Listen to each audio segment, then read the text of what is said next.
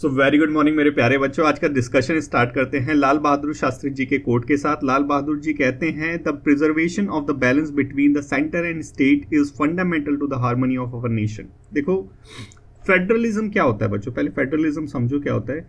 Federalism क्या होता है, एक ऐसा सिस्टम है गवर्नमेंट के अंदर जिसके अंदर जो पावर है, ठीक है, जो पावर है वो डिवाइड होती है किसके बीच में, सेंटर और स्टेट्स के बीच में। ये जो सेंटर होती है उसके पास ड्यूटी होती है, उसके पास पावर होती है कि सेंटर लॉज वगैरह बनाए, ठीक है, सेंटर जो इश्यू होते हैं उस पर ध्यान दे।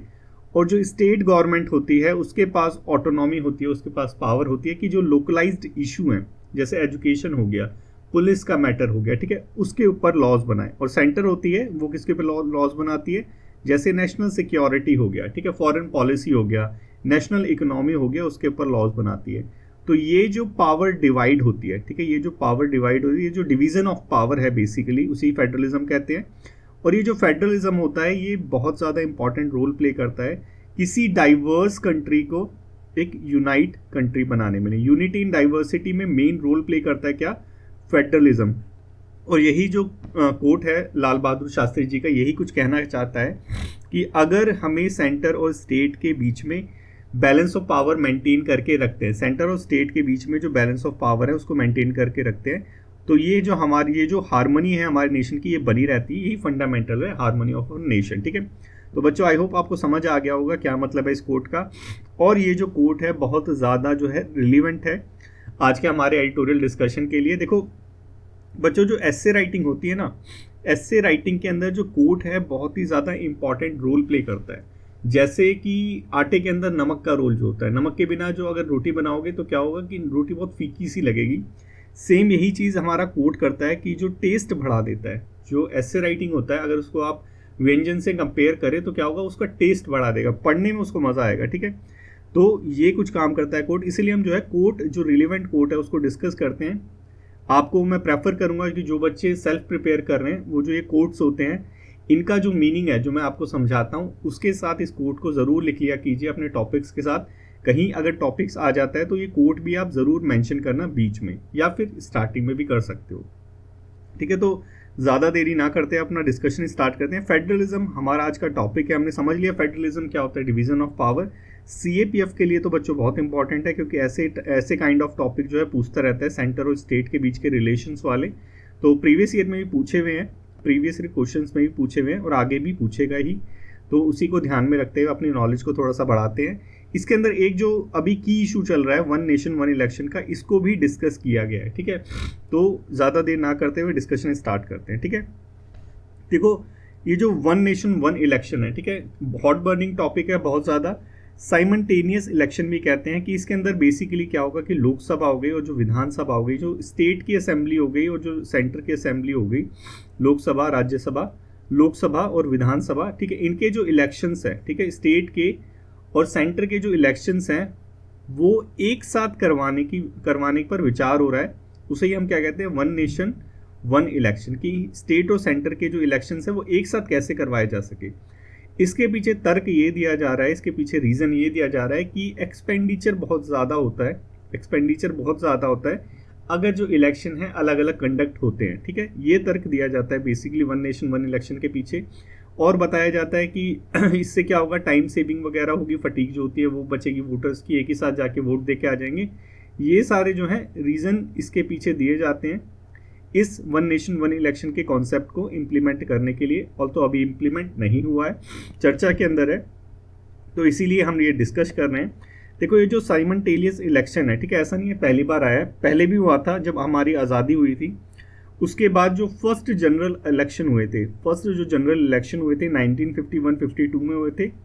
तो 1947 में आज़ादी मिल गई थी। उसके बाद फर्स्ट जो इलेक्शन हुए थे हमारे 51 में हुए थे, 51-52 में हुए थे, ठीक है। साइमल्टेनियसली करवाए गए थे स्टेट और सेंटर के, ठीक है। ये इंश्योर करने के लिए कि भाई जो स्टेट के इलेक्शन है और जो सेंटर के इलेक्शन है, ठीक है, वो एक साथ चलेंगे ताकि ये जो डिस्ट्रप्शन वगैरह है इलेक्शन रिलेटेड जो भी होता है वो थोड़ा सा रिड्यूस हो जाए। मतलब ये जो कॉन्सेप्ट है ये नया नहीं है, आज़ादी के बाद भी ऐसा सोचा गया था।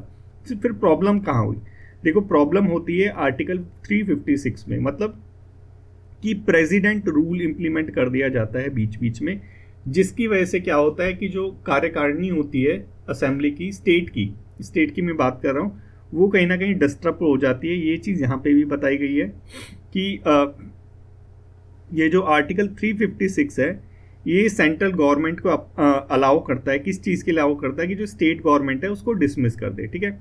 तो जब स्टेट गवर्नमेंट बेसिकली होता क्यों है प्रेसिडेंट रूल, देखो जब जो स्टेट है, प्रेसिडेंट रूल कब अप्लाई होता है, जब स्टेट जो होता है अकॉर्डिंग टू द कॉन्स्टिट्यूशन ना चले, या फिर जो सेंट्रल गवर्नमेंट की जो गाइडलाइंस होती है कॉन्स्टिट्यूशन के मुताबिक उसको फॉलो ना करे, ये मोटा मोटी मैं बता रहा हूँ, तब क्या होता है कि ऐसा समझा जाता है कि वहाँ पे जो है वो कॉन्स्टिट्यूशन के, स्टेट जो है वो कॉन्स्टिट्यूशन के अकॉर्डिंग नहीं चल रही है, और वहाँ पे हम प्रेसिडेंट रूल लगा सकते हैं, ठीक है।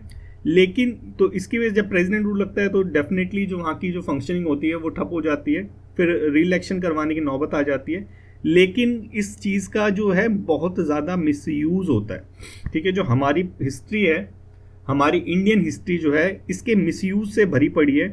केरला से स्टार्ट हुआ था।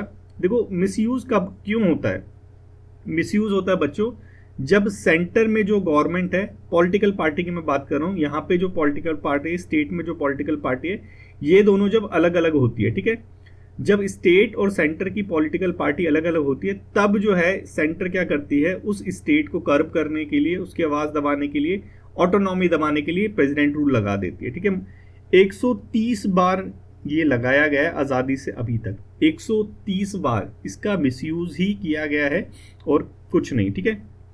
एग्जाम्पल भी यहाँ पे मिलेंगे आपको, चिंता मत करो। देखो 130 बार तो लगाया गया, एडिटोरियल कह रहा है ये लगाया गया किसकी वजह से, पॉलिटिकल रीजंस की वजह से। वही सेम चीज़ कि अगर पॉलिटिकल पार्टी के अंदर नहीं बनती स्टेट और सेंटर के बीच में, तो क्या करती है कि कुछ बहाना लेके यहाँ पे प्रेसिडेंट रूल लगा देती है और वहाँ पे जो है री इलेक्शन हो जाते हैं, ठीक है। ये चीज़ यहाँ पे बताई गई है, और इसकी वजह से क्या होता है कि साइमल्टेनियस जो इलेक्शन है वो कहीं ना कहीं डिस्टर्ब हो जाते हैं। जो हमने साइकिल चालू करी थी 1951 और 52 में इलेक्शन में, स्टेट और सेंटर के इलेक्शन एक साथ करवाए थे, वो साइकिल डिस्टर्ब हो जाती है किसकी वजह से, आर्टिकल 356 प्रेसिडेंट रूल की वजह से। ये यहाँ पे एग्जाम्पल बताया गया है, ये यहाँ पे बताया गया है एक चीज़, ठीक है। तो पहली चीज़ हमें पता चली क्या, कि ये जो वन नेशन वन इलेक्शन का जो कॉन्सेप्ट है, ये किसकी वजह से डिस्टर्ब होता है, आर्टिकल 356 की वजह से, ठीक है। देखो यहाँ पे एक आंध्र प्रदेश का एग्जाम्पल भी लिया गया है कि आंध्र प्रदेश में 1984 में 1984 में आंध्र प्रदेश की जो गवर्नमेंट है वो डिसमिस कर दी गई थी, किसकी वजह से, पॉलिटिकल मोटिव थे उसके बीच में, उसकी वजह से क्या है कि जो इलेक्टोरल साइकिल है वो ब्रेक हो गई थी आंध्र प्रदेश की, ठीक है। तो ये एक एग्जाम्पल दे रखा है, अगर आप चाहो इसको कोट करना तो आप कोट भी इसे कर सकते हो। ये हो गया फर्स्ट, जो कि वन नेशन वन इलेक्शन को डिस्टर्ब करता है, ठीक है। सेकंड चीज़ आगे एंटी डिफेक्शन लॉ।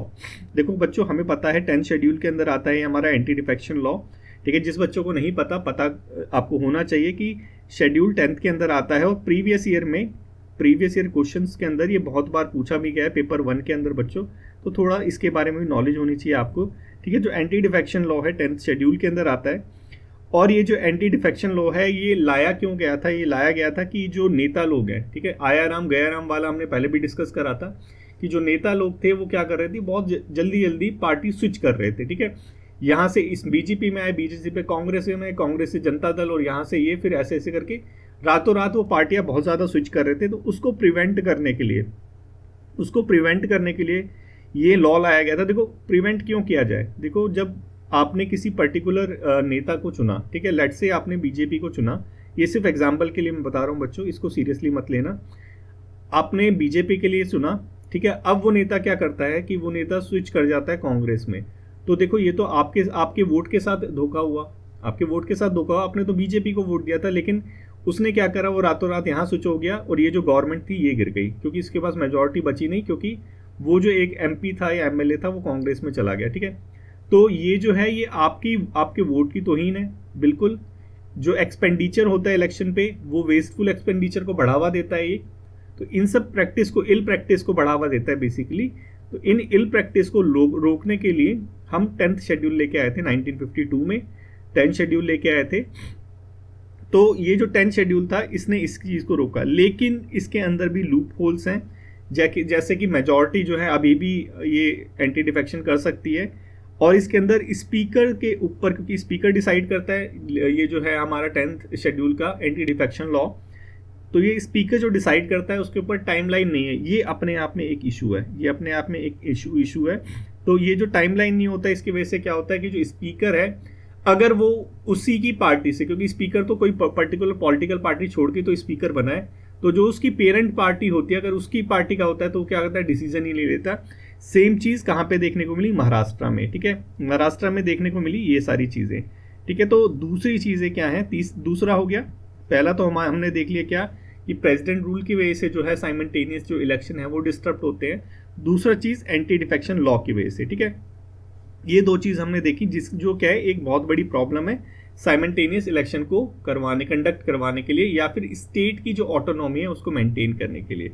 अब देखो यहाँ पे बताया गया है कि क्या कि वन नेशन जो वन इलेक्शन है वो प्रपोज्ड हो रहा है, ठीक है, हमें भी पता है प्रपोज्ड हो रहा है। रीज़न क्या दिया जा रहा है, रीज़न वही दिया जा रहा है कि एडमिनिस्ट्रेटिव जो कॉस्ट है भाई वो थोड़ा सा रिड्यूस हो जाएगा, एक साथ इलेक्शन हो जाएगा तो क्या होगा कि जो गवर्नमेंट बिल्डिंग या वगैरह जो भी चीज़ किराए पे लेते तो एक बार लेनी पड़ेगी, बार बार नहीं लेनी पड़ेगी।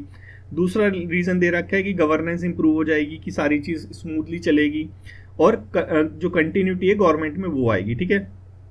तो देखो यहाँ पे बताया गया कि इसके लिए कॉन्स्टिट्यूशनल अमेंडमेंट भी करने पड़ेंगे, जैसे आर्टिकल 83 हो गया जो लोकसभा का टर्म है 5 साल का, वो आर्टिकल 172 हो गया जो स्टेट असेंबलीज का टर्म है 5 साल का, वो उनमें करना पड़ेगा। इनके अंदर देखो जब हम वन नेशन वन इलेक्शन को इम्प्लीमेंट करेंगे, ठीक है, तो लेट्स से मान लो कि जैसे स्टेट असेंबली है, ठीक है, स्टेट असेंबली है, उसका जो टेन्योर है 2026 में ख़त्म होगा, ठीक है, और जो लोकसभा का टेन्योर है उसका टेन्योर खत्म होगा 2027 में खत्म होगा। तो क्या होगा कि इसके 26 के बाद एक साल इलेक्शन तो करवाने पड़ेंगे, फिर यहाँ पे इसको डिस्टर्ब करना पड़ेगा ताकि इसके साथ लेके आए, या फिर इससे पहले वाला जो शेड्यूल होगा वहाँ पे उसको डिस्टर्ब करना पड़ेगा। मतलब क्या कि इसका जो साइज़ है, इसका जो टेन्योर है स्टेट असेंबली का, उसको या तो एक्सटेंड करना पड़ेगा या फिर रिड्यूस करना पड़ेगा, उसके लिए अमेंडमेंट लाना पड़ेगा, ठीक है। ये हमने एक चीज़ समझी कि, और ये तो बिल्कुल वाकिफ सी चीज़ है कि अगर सारे स्टेट को, क्योंकि क्या हो रहा है ना, अभी क्या हो रहा है कि अभी वन नेशन वन इलेक्शन है नहीं, ठीक है, तो क्या होता है कि जब उसका टेन्योर खत्म होता है 5 साल का, क्योंकि आपने जो वोट दिया है, डेमोक्रेसी में क्या होता है बच्चों, डेमोक्रेसी का मतलब समझाता ना हमने कि हमारे रिप्रेजेंटेटिव वहाँ पे जाके हमारे लिए रूल बना रहे हैं, ठीक है। तो आपने तो 5 साल के लिए चुन के भेजा है, अगर उसको 5 साल से पहले हटाना होगा तो क्या करना पड़ेगा, अमेंडमेंट करना पड़ेगा कॉन्स्टिट्यूशन में। ये सारी चीज़ें यहाँ पे बताई गई है। यहाँ पे इसका क्रिटिसिज्म बहुत ज़बरदस्त तरीके से होता है। क्रिटिसिज्म क्या है बच्चों, ये समझो, ठीक है, क्रिटिसिज्म क्या है। देखो हमने अभी अपने जब एडिटोरियल का डिस्कशन चालू करा था तो क्या समझा था कि सेंटर और स्टेट के बीच में हार्मोनी मेंटेन कब होगी, जब उन दोनों को ऑटोनॉमी देंगे, उनकी जो पावर है वो डिवाइड रहेगी, ठीक है। लेकिन यहाँ पे अगर ये वन नेशन वन इलेक्शन हम कर देंगे, हमने इसको पहले भी समझा है, ये एंगल अच्छा है कि अगर हम इसको कर देंगे, वन नेशन वन इलेक्शन कर देंगे, तो क्या होगा कि जो स्टेट की ऑटोनॉमी है वो कहीं ना कहीं अंडरमाइन हो जाएगी। कैसे अंडरमाइन हो जाएगी, क्योंकि देखो हमने अभी समझा कि इसका जो पीरियड है वही एक्सटेंड कर दिया जाएगा या वही रिड्यूस कर दिया जाएगा। इसके अलावा एक चीज़ और होगी बच्चों, देखो लेट्स से कि अगर एक बार कर दिया हमने, एक बार सब कुछ स्टार्ट करवा दिया एक साथ, ठीक है, अब अगर किसी रीज़न से, चाहे वो प्रेसिडेंट रूल हो या किसी भी रीज़न से, जो स्टेट की जो असेंबली है वो 5 साल से पहले टूट जाए, ठीक है, 5 साल से पहले गवर्नमेंट गिर जाए, चाहे मेजॉरिटी ना हो, नो कॉन्फिडेंस मोशन पास हो गया, XYZ कोई भी रीज़न हो, उसकी वजह से जो स्टेट है वो 5 साल से पहले गिर जाए, लेट्स से 3 साल में गिर गई, तो जो इलेक्शंस होंगे, ठीक है, इलेक्शंस होंगे वो सिर्फ 2 साल के लिए होंगे, फिर दोबारा 5 साल, क्योंकि यहाँ ये जो 5 साल का पीरियड है ये है, ठीक है। अगर वो 3 साल बाद यहाँ पे लेट्स से कि 3 साल बाद वो जो स्टेट असेंबली है वो गिर गई, ठीक है, स्टेट में जो गवर्नमेंट थी वो गिर गई, तो अब जो दोबारा इलेक्शन होगी कि 2 साल के लिए गवर्नमेंट तो लानी पड़ेगी ना वहाँ पे, ऐसा तो नहीं है बिना गवर्नमेंट के चलेगी, तो 2 साल के लिए अब इलेक्शन होंगे, फिर 2 साल के बाद फिर इस गवर्नमेंट को गिराना पड़ेगा, ताकि जो साइमल्टेनियस इलेक्शन है वो चलता रहे हमारा, ठीक है। आप मेरे को बताओ, क्योंकि बच्चों आपको भी तो सोचना चाहिए ना, आप मेरे को बताओ कि इससे जो इलेक्शन का एक्सपेंडिचर है वो कम होगा या ज़्यादा होगा, ठीक है। एक चीज़ ये हो गई, ये चीज़ यहाँ पे भी बता रखी है, और इससे दूसरी चीज़ क्या होगी, एक तो इलेक्शन का एक्सपेंडिचर बढ़ेगा, दूसरी जो हमारे जो वोटर्स राइट हैं वो अंडरमाइन हो जाएंगे। वो कैसे कि हम तो 5 साल के चुनते थे, अब हमारे जो वोटिंग है वो सिर्फ 2 साल के लिए उनको चुनेगी, फिर दोबारा से 2 साल बाद इलेक्शन होगा। अब इसमें जो वोटर्स की फटीक है वो बढ़ेगी या घटेगी, ये बताओ। ठीक है, अब इसमें जो एडमिनिस्ट्रेटिव एक्सपेंसेस होते हैं वो बढ़ेंगे या घटेंगे, ये भी बताओ। देखो ये सारी चीज़ें जो एक्सक्यूजेस दिए जा रहे हैं वन नेशन वन इलेक्शन के, ये तो इसके अपोज में जा रहे हैं, ये तो उसके अपोज में जा रहे हैं ना, कि अगर जो गवर्नमेंट है स्मूथली चलती रहे तो ठीक है, लेकिन हमारे जो डिफेक्शन लॉ हो गया, नो कॉन्फिडेंस मोशन हो गया, जो कि अकाउंटेबिलिटी सेट करता है हमारे लोकसभा में, हमारे जो पीपल की असेंबली होती है, चाहे वो स्टेट में हो चाहे वो सेंटर में हो, उनकी अकाउंटेबिलिटी इसी से तो सेट होती है कि उनको डर रहता है कि भैया अगर हम लोगों की विल को रिप्रेजेंट नहीं करेंगे तो हमारी गवर्नमेंट गिर जाएगी। अगर यही चीज़ हटा दी जाएगी तो एक तो वो डेमोक्रेसी नहीं रह जाएगी। अगर डेमोक्रेसी को रहेंगे तो क्या होगा कि एक्सपेंडिचर तो बढ़ेंगे। अगर ये सारी जो प्रोसीजर्स हैं ये सारे रहेंगे कि प्रेसिडेंट रूल लगता रहेगा, या फिर नो कॉन्फिडेंस मोशन पास होता रहेगा, या फिर एंटी डिफेक्शन लॉ चलता रहेगा, तो यहाँ पे होगा क्या कि ये जो एक्सपेंडिचर है ये तो बढ़ेंगे, जिसका एक्सक्यूज लेके वन नेशन वन इलेक्शन हम ला रहे हैं। तो बच्चों अगर आर्ग्यूमेंट आ जाता है तो इस तरह से आपको आर्ग्यूमेंट भी करना है। ठीक है, तो देखो यहाँ पे यही बता रखा है, क्रिटिसिज्म यही है कि ऑटोनॉमी खो देगा अपना जो स्टेट है। ठीक है, वोटर्स के राइट है वो अंडरमाइन हो जाएंगे। इसके अलावा भी कंसर्न है बच्चों, इसके अलावा भी कंसर्न है। देखो वन नेशन वन इलेक्शन का क्या मेजर कंसर्न है, कैसे वो फेडरलिज्म को इम्पैक्ट करेगा। देखो फेडरलिज्म करता क्या है कि जो स्टेट है, हमने अभी देखा था, इंडिपेंडेंटली जो अपने लोकल इश्यूज जो होते हैं उसके ऊपर उसको एड्रेस करे, उसके ऊपर लॉज बनाए, जो भी लोकल इश्यूज होते हैं उसको सॉल्व करे। लेकिन अगर वन नेशन वन इलेक्शन आ गया तो क्या होगा कि लोकल जो इश्यूज हैं वो अंडरमाइन हो जाएंगे, जो सेंट्रल इश्यूज हैं, जो नेशनल इश्यूज हैं, वो कहीं ना कहीं टेक प्लेस ले लेंगे किसका, स्टेट इश्यूज का। तो कहीं ना कहीं ये जो है ये फेडरलिज्म को इम्पैक्ट करेगा। ठीक है, वोटर्स की एबिलिटी जो होगी वो ब्लर हो जाएगी, वो डिस्टिंग्विश नहीं कर पाएगा भाई कौन सा नेशनल इश्यूज है, कौन सा सेंट्रल इश्यूज है। तो ये कहीं ना कहीं अल्टीमेटली फेवर करेगा सेंट्रल गवर्नमेंट को, तो सेंट्रल की पार्टी को फेवर करेगा। ये चीज़ यहाँ पे बताइए कि जो इम्पैक्ट जो फेडरलिज्म है कहीं ना कहीं वो वीक हो जाएगा। सेकेंड चीज़ है यहाँ पे मिड टर्म इलेक्शन चैलेंज। देखो मिड टर्म इलेक्शन चैलेंज हमने समझ ही लिया था कि जो स्टेट है, स्टेट गवर्नमेंट अगर मिड टर्म में कोलैप्स हो गई तो दोबारा से इलेक्शन लाने पड़ेंगे, कि पहले 3 साल और फिर 2 साल, वही वाला ये यहाँ पे बताया गया है। ठीक है, उसके बाद देखो यहाँ पे बता रखा है कि क्या लोकसभा जो टर्म है पहले भी ऐसे हुआ था, इससे पॉलिटिकल इनस्टेबिलिटी आती है। ठीक है, देखो यहाँ पे बता रखा है कि बहुत बार हमारे पास में इंडिया के इतिहास में, भारत के इतिहास में ऐसा हुआ है कि पॉलिटिकल इंस्टेबिलिटी की वजह से बहुत ज़्यादा बार इलेक्शंस हुए हैं। ठीक है, जैसे 1990 का यहाँ पे एग्जांपल दे रखा है, 1996 में इलेक्शन हुए लोकसभा में। ठीक है, 2 साल सरकार चली फिर टूट गई, 98 में फिर हुए, 1 साल चली फिर टूट गई, 99 में फिर हुए।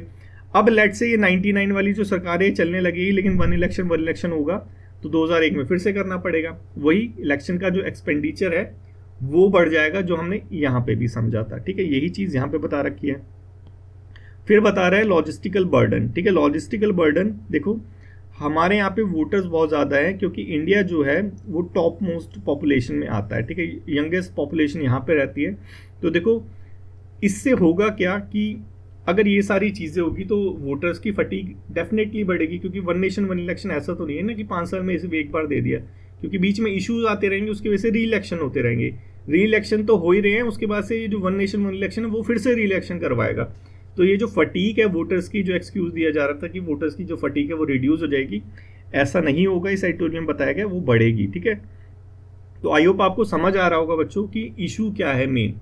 ठीक है, आपको एकदम इन डेप्थ जो है डिस्कशन करना होगा। अगर ऐसे भी लिखते हो, आर्ग्यूमेंट भी लिखते हो, तभी आपको नंबर मिलेंगे, क्योंकि जो आपका एग्जामिनर है वो पढ़ के समझ जाएगा कि आपके अंदर कितनी अंडरस्टैंडिंग है। ठीक है, आपको बेसिकली अंडरस्टैंडिंग पे ही तो फोकस करना होता है।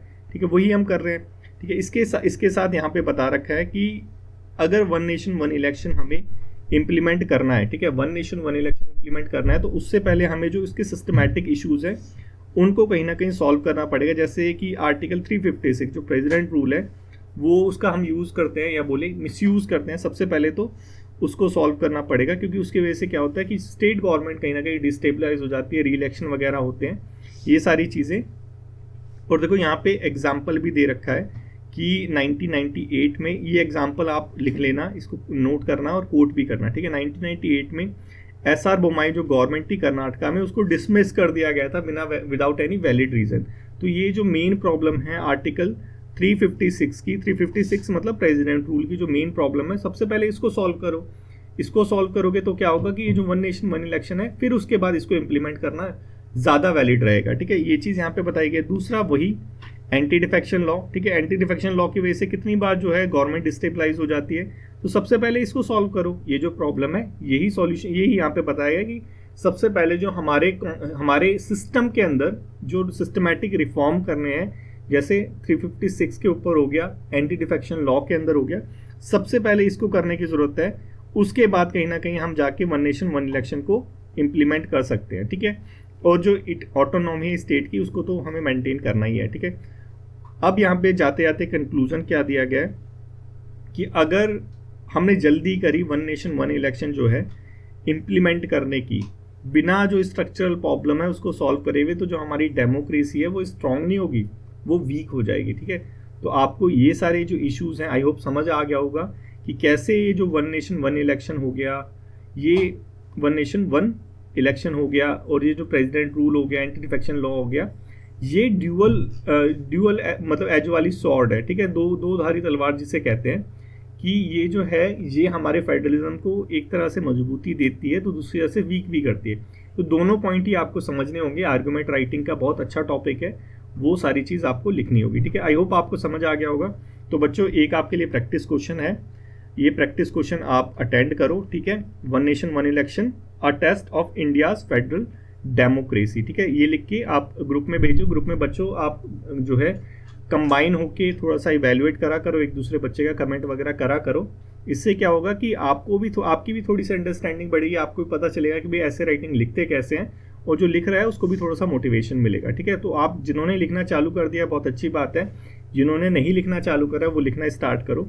ठीक है, एक गुड न्यूज़ है बच्चों, कल CSIR का रिजल्ट आया था, SO और ASO का, इसका हमने बैच चलाया था।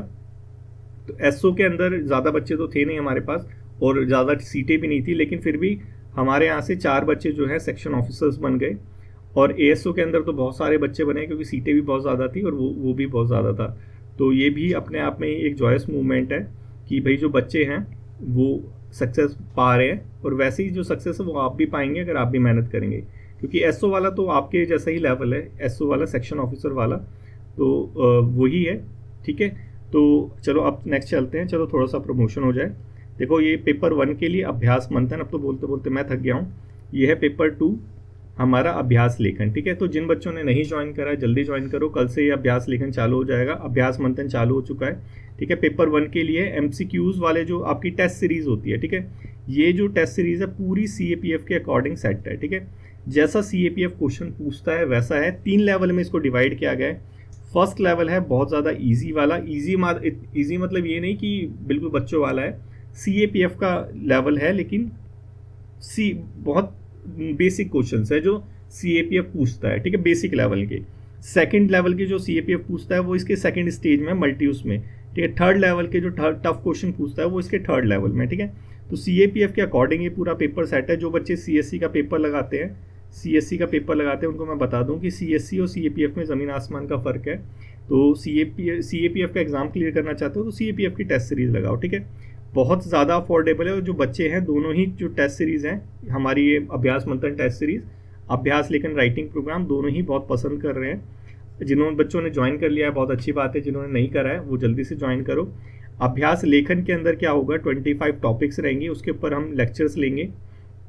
लेक्चर्स के साथ आपको 25 टॉपिक्स पे राइटिंग के लिए ऐसे दिए जाएंगे, और ऐसे आपके इवेल्युएट भी किए जाएंगे 100%। ठीक है, ये चीज़ें इसमें रहेगी, और हिंदी और इंग्लिश मीडियम दोनों बच्चों के लिए है। तो जिन बच्चों ने नहीं ज्वाइन करा है जल्दी से ज्वाइन करो, कल से ये स्टार्ट हो जाएगा। ठीक है, तो नेक्स्ट चलते हैं न्यू काउंटी। देखो, जो चाइना है अपनी हरकतों से बाज तो आएगा नहीं, बिल्कुल हम सभी को पता है, क्योंकि अभी ना चाइना ने क्या करा है कि ये जो हमारा अक्साई चीन का एरिया है, इससे टच होते हुए जिनजियांग वाला एरिया आता है, अक्साई चीन पे तो कब्जा कर ही रखा है, और यहाँ पे जो है एडमिनिस्ट्रेटिव रीजन के लिए 2 इसने नई काउंटी बना दी है। ठीक है, एक का नाम है ही हांग और एक का नाम है ही कांग। ठीक है, दोनों काउंटी बनानी है एडमिनिस्ट्रेटिव रीजन्स के लिए, मतलब एडमिनिस्ट्रेटिवली इसको थोड़ा स्मूथली रन करने के लिए इसने ये 2 काउंटी बनाई है। तो इंडिया ने बेसिकली इसका प्रोटेस्ट करा है उसके लेवल पे, डिप्लोमेटिक लेवल पे इसका प्रोटेस्ट करा है कि भाई ये जो इंडिया का हिस्सा है और तुम ये काउंटी वगैरह बना दोगे तो इससे इंडिया का जो क्लेम है वो जाएगा नहीं। तो थोड़ा सा मैप देख लेते हैं बच्चों, जिन बच्चों को नहीं पता, क्योंकि ये इसकी प्रिपरेशन करने पर जब प्रिपरेशन स्टार्ट करते हैं CAPF की, तो बच्चों को लगता है कि पूरा भारत ही हमारा है, लेकिन नहीं बच्चों, ऐसा नहीं है, पूरा भारत हमारा नहीं है।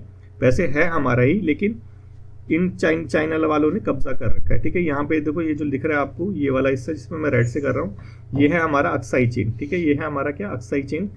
इस पे चाइना ने कंट्रोल कर रखा है और इसको इंडिया क्लेम करता है। ठीक है, ये है हमारी लाइन ऑफ कंट्रोल। ठीक है, जो गलवान वैली पे जो क्लैशेस हुए थे वो यहाँ पे है लाइन ऑफ कंट्रोल में, इधर की साइड नहीं है। कहीं कोई बच्चे सोचते हो इधर की साइड है, यहाँ पे नहीं है, यहाँ पे है। ठीक है, ये है हमारा अक्साई चीन वाला एरिया।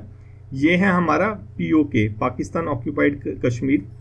ये जो दिख रहा है आपको हिस्सा, ये वाला, ये है शस्त्रगाम वैली। ठीक है, इसको क्या है, पाकिस्तान ने चाइना को गिफ्ट करा है किसका, इंडिया का। ठीक है, इसलिए इंडिया इस पे भी क्लेम करता है। यहाँ पे हमारा क्या है, अक्साई वो है सियाचिन ग्लेशियर। ठीक है, तो ये है हमारा लद्दाख वाला और जम्मू कश्मीर वाला एरिया। मतलब कि जम्मू कश्मीर में हम पे सिर्फ इतना सा एरिया है। ठीक है, बाकी सारा इन दोनों ने हमसे छीन रखा है अभी, और वापस हम लेंगे इसको। ठीक है, ऐसे हमारे होम मिनिस्टर बोलते हैं। ये हो गया हमारा क्या, हमने थोड़ा सा मैपिंग देख ली, कौन सा हिस्सा कहाँ पे है। ठीक है, अब थोड़ा सा देख लेते हैं कि बॉर्डर डिस्प्यूट कहाँ कहाँ है, क्योंकि अभी क्या है कि अभी एकदम से न्यूज़ में आया ये सारा, तो आपको पता होना चाहिए कि कौन कौन से बॉर्डर्स हमारे डिस्प्यूट में चाइना के साथ। क्वेश्चन बनता है यहाँ से। ठीक है, देखो अक्साई चीन वाला डिस्प्यूट। ठीक है, अक्साई चीन का एरिया हमने देख लिया, ये वाला अक्साई चीन है, ये वाला, ये जो आपको दिख रहा है ये वाला एरिया क्या है, ये है अक्साई चीन। ठीक है, ये अक्साई चीन हो गया। इसकी लोकेशन कहाँ पे, नॉर्थन पार्ट में किसके, लद्दाख के। ठीक है, नॉर्थन पार्ट में लद्दाख के, या इंडिया के बोलो तो नॉर्थ वेस्टर्न पार्ट में। इसको थोड़ा सा याद रखना, क्योंकि ऐसे टाइप के क्वेश्चन पूछता है, उस टाइम पे याद नहीं आता कि कौन से पार्ट में कौन से पे नहीं है। ठीक है, क्लेम इंडिया क्लेम करता है, इंडिया कहता है भैया हमारा पार्ट है। चाइना का कंट्रोल, जो हमारा इंडोसीना वॉर हुआ था 1962 में, तो चाइना वालों ने इसको हमसे छीन लिया था। छीन लिया था, क्यों छीन लिया था, देखो चाइना जो है उल्टी सीधी हरकतें करता तो है, लेकिन उसके पीछे रीज़न होता है। रीज़न क्या है, स्ट्रेटेजिकली ये जो अक्साई चीन है चाइना के लिए इंपॉर्टेंट है। क्यों इंपॉर्टेंट है, देखो चाइना का एक रीजन है जिनजियांग। ठीक है, जिनजियांग रीजन है चाइना का, जहाँ पे उइगुर्स रहते हैं, उइगुर्स जो मुस्लिम चाइनीज़ है। ठीक है, तो और उनको हमेशा ये न्यूज़ में रहता है कि उनको वो कॉन्सेंट्रेशन कैंप में बंद कर देता है, उनको रिफॉर्म करना, ये सारी चीज़ें चलती रहती है। तो चाइना इस रीजन को अपने हाथ से नहीं खोने देना चाहता, जिनजियांग रीजन को, इसलिए, और इसको एक्सेस करने के लिए, तिब्बत को जिनजियांग से जोड़ने के लिए जो अक्साई चीन है ये बहुत ज़्यादा स्ट्रेटेजिकली रोल प्ले करता है। वहाँ पे रोड भी बना रखा है चाइना वालों ने, तो ये क्या है, उसके लिए स्ट्रेटेजिकली बहुत ज़्यादा इंपॉर्टेंट रीजन है, इसको इसलिए क्लेम करता है। और डिस्प्यूट ट्रिगर कब हुआ, क्योंकि हमारी चाइना के साथ क्या है, कोई भी डिमार्केटेड बाउंड्री नहीं है। ठीक है, एक डिप्लोमेट थे, how India sees the world. ठीक है, एक बुक है इंडिया सीज द वर्ल्ड। ठीक है, रामशरण शर्मा की ऐसे ही कुछ नाम है उन डिप्लोमेट्स का, इंडिया सीज द वर्ल्ड। ठीक है, उसको जब आप पढ़ोगे तो उसके अंदर बहुत ज़्यादा क्लियरली ये सारी चीज़ें लिख रखी हैं, बहुत ज़्यादा clearly, India sees the world में। ठीक है, श्याम शरण शर्मा ऐसे कुछ नाम है, और डिप्लोमेट थे, हमारे फॉर्मर डिप्लोमेट थे।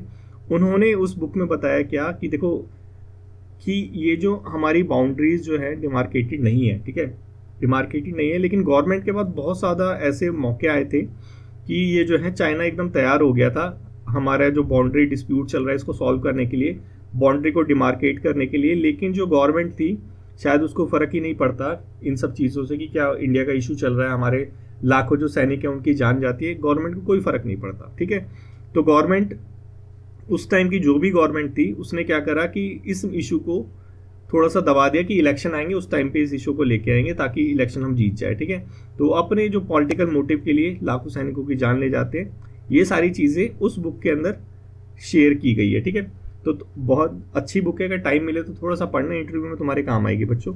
ठीक है, तो ये अक्साई चीन वाला हमारा एरिया हो गया। ठीक है, समझ आ गया कौन सा एरिया कैसे कब गया, सारी चीज़ें। दूसरा एरिया जो डिस्प्यूट में है वो क्या, अरुणाचल प्रदेश। अरुणाचल प्रदेश को जो चाइना है वो क्या कहता है, ये क्या है भी, ये भाई तिब्बत का पार्ट है, तिब्बत तो उसके पास है ही, तो कहता है ये भी हमारा पार्ट है, नॉर्थ ईस्टर्न रीजन के अंदर है, इंडिया के पास है ये अभी। ठीक है, इंटीग्रल पार्ट है हमारी टेरिटरी का। अभी चाइना ने लिया नहीं, लेकिन चाइना क्लेम करता है, कहता है साउथर्न तिब्बत है ये, ठीक है। और स्पार्क टेंशन कब हुई? 1960 वॉर से, 1962 की जो वॉर है उससे सारी ये टेंशन इमर्ज होती है, ठीक है। तो ये दोनों जो हिस्से हैं मोटा मोटी जो हमारे इशू चल रहे हैं चाइना के साथ यहाँ पे चल रहे हैं, ठीक है। तो थोड़ा सा आपको पता होना चाहिए कौन सा हिस्सा कहाँ पे है और किस हिस्से को क्या कहते हैं। क्वेश्चन नंबर 2 ही है या फर्स्ट है ये? अच्छा, क्वेश्चन नंबर फर्स्ट है, ठीक है। ये क्वेश्चन नंबर फर्स्ट है, ठीक है। तो थोड़ा सा बच्चों इसको कमेंट बॉक्स में कमेंट करो, समझ आया नहीं आया थोड़ा सा मेरे को बताओ यहाँ पे। सेकंड है ये HMPV आउटब्रेक, ठीक है। बहुत इंपॉर्टेंट है, बहुत ज़्यादा इंपॉर्टेंट है। क्यों? कोविड के बाद ये जो दूसरा जो आउटब्रेक है चाइना से आ रहा है वो ये है, ठीक है। इसके बारे में एक एक खबर तुम्हें पता होनी चाहिए, एक एक खबर, एक एक चीज़। 4 स्टेटमेंट दे देगा, एक भी अगर थोड़ी सी भी इंफॉर्मेशन तुम्हारी में कमी रह गई, जरा सी भी इंफॉर्मेशन की कमी रह गई तो तुम आंसर ही नहीं कर पाओगे, फिर तुक्के लगाने के सिवा कुछ नहीं रह जाएगा।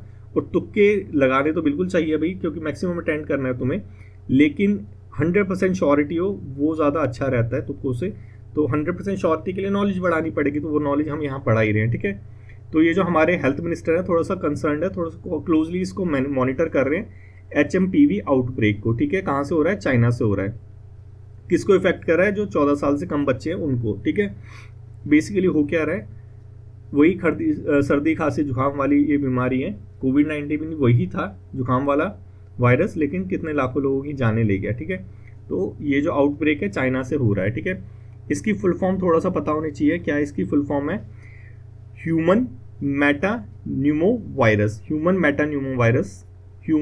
मेटान्यूमो वायरस रेस्पिरेटरी वायरस है, सांस की नली से जाता है, लंग्स में इफेक्ट करता है, ठीक है। ये थोड़ा सा समझना। कौन सी फैमिली का है? न्यूमोविरिडाई फैमिली का है। और किसके अंदर आता है? रेस्पिरेटरी RSV के अंदर, रेस्पिरेटरी सिनसाइटियल वायरस के अंदर आता है, ठीक है। थोड़े से टफ वर्ड है, लेकिन थोड़ा सा ध्यान में रख लेना, ऑप्शन में देगा तो चूज कर लेना इसको, ठीक है। इसीलिए मैं कहता हूँ कि थोड़ा सा हमारा जो CAPF है, CAPF जो है तो टफ है एग्जाम, लेकिन CSC तो बहुत ज़्यादा ईजी है, CSC से बहुत ज़्यादा ईजी है। क्यों? क्योंकि एक तो मतलब है ईजी, छोड़ो उसको, ठीक है। इसको क्लियर करना बहुत ज़्यादा सरल है अगर हम मेहनत करेंगे कंटिन्यू, ठीक है। मेहनत के बिना तो कुछ नहीं मिलता, ठीक है। की करेक्टरिस्टिक बच्चों इसकी समझ लो। जो ह्यूमो मेटा वायरस है HMPV जो वायरस है, वही कफ हो जाती है, फीवर हो जाता है, सांस लेने में दिक्कत हो रही है, स्नीजिंग वगैरह कर रहे हो, नाक बंद हो गई, ये सारी चीज़ें रहती है, ठीक है। सोर थ्रोट, गला सूज गया, ये सारी जो प्रॉब्लम है इसके साथ होती है, ठीक है। और इसके साथ कॉम्प्लिकेशन थोड़े बढ़ गए तो ब्रोंकाइटिस हो गए, न्यूमोनिया हो गए, ये सारी जो वही सर्दी जुकाम वाली जो प्रॉब्लम है वो होगी इसके साथ। इसको याद रखना।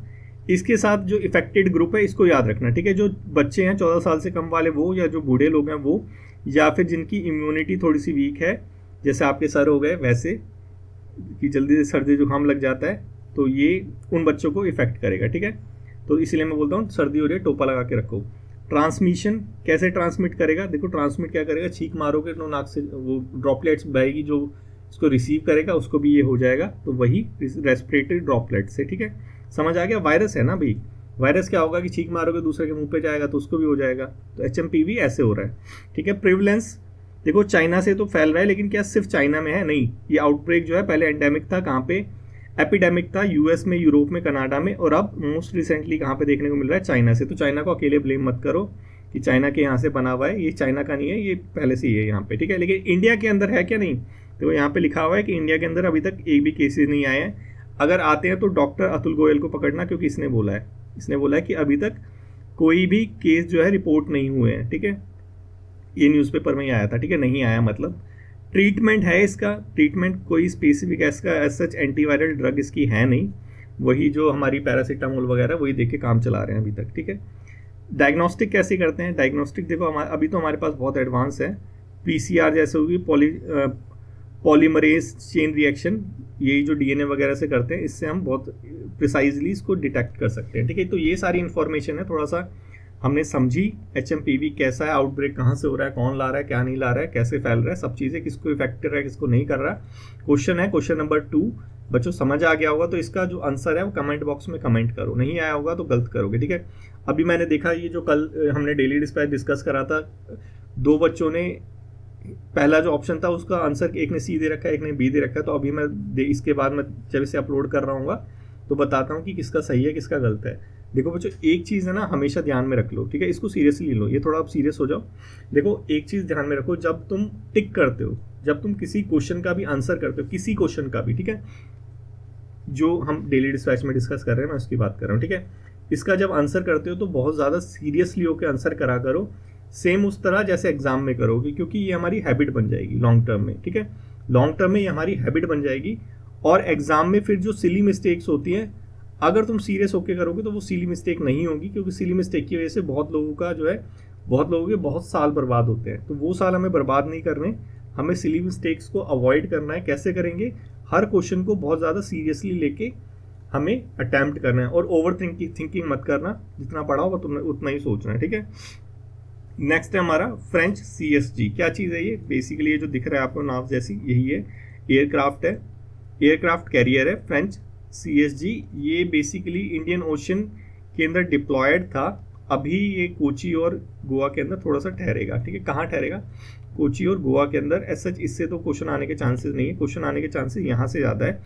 इंडिया और फ्रांस के बीच में हमारी जॉइंट एक्सरसाइजेज भी है, इसके नाम थोड़ा सा याद रख लेना। एक एक्सरसाइज शक्ति है, शक्ति लैंड पे होती है। एक्सरसाइज वरुणा है, वरुण सी में होती है। एक्सरसाइज गरुड़ है, गरुड़ एयर में होती है, ठीक है। ये हमारी 3 एक्सरसाइजेज जो फ्रांस के साथ होती है, ठीक है, इसको थोड़ा सा याद रखना। ये है क्वेश्चन नंबर 3। इसका बच्चों आंसर करो कमेंट बॉक्स के अंदर। ये है हमारा DGCA चीफ। अभी रिसेंटली क्या है, DGCA पे हमने एक एडिटोरियल भी डिस्कस करा था, याद है क्या क्या प्रॉब्लम चल रही थी पायलट्स वगैरह की फटीग वाली, इसके अंदर भी वही चीज़ डिस्कस की गई है। देखो यहाँ पे DGCA जो चीफ है अभी चेंज हुए हैं, अभी जो है वो कौन? फैजल अहमद किदवई है, सीनियर IAS ऑफिसर है फैजल अहमद किदवई, ठीक है। अभी किसके चीफ बने? DGCA के चीफ बने, DG बने, ठीक है, डायरेक्टर जनरल बने। की टास्क क्या रहेंगे उनके पास आने के बाद? वही टास्क रहेंगे कि भाई जो पायलट्स हैं उनकी फटीक वगैरह, उनसे रिलेटेड जो लॉज वगैरह है उस पर थोड़ा सा ध्यान देना, क्योंकि एक्सीडेंट्स वगैरह बहुत ज़्यादा हो रहे हैं, ठीक है। तो ये एक इम्पॉर्टेंट टॉपिक है, क्योंकि अभी हमने न्यूज़पेपर में देखा कंटिन्यू जो है जो एयरलाइन से क्रैशेस के वो सारे केसेस आते रह रहे हैं, और इसी बीच में जो है DGCA के चीफ को अपॉइंट कर दिया गया है, ठीक है। न्यू DGCA के चीफ को जो है अपॉइंट कर दिया गया है। तो ये अपने आप में एक जो है इंपॉर्टेंट टॉपिक बन जाता है, ठीक है। तो बच्चों इसी को ध्यान में रखते हुए एक क्वेश्चन, ये है हमारा क्वेश्चन नंबर 4। इसका क्वेश्चन नंबर 4 का जो आंसर है कमेंट बॉक्स में कमेंट करो। और आज की डिस्कशन में बस इतना ही। अगर अच्छा लगा हो, समझ आया हो तो लाइक, शेयर और कमेंट करना मत भूलना बच्चों, और शेयर करो जितना ज़्यादा से ज़्यादा हो सकता है। Thank you so much for today's discussion.